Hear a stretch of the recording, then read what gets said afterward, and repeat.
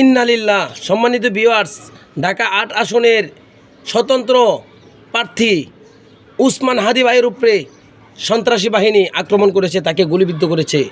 আমরা এর তীব্র নিন্দা জানাই এবং সুষ্ঠু তদন্ত করে এর সঠিক বিচার আমরা দেখতে চাই। এভাবে যদি চলতে থাকে এই বাংলাদেশের অবস্থা কই গিয়ে দাঁড়াবে তার একমাত্র উদাহরণ আপনারা পরপর দেখতেছেন।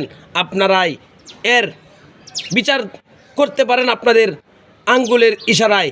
এবং প্রশাসনের দৃষ্টি আকর্ষণ করছি, উসমান হাদি ভাই তুমি বেঁচে যদি ফিরো, ইনশাল্লাহ এইসব সন্ত্রাসীদের কবর রচনা হবে জনগণের মাধ্যমে, ইনশাল্লাহ।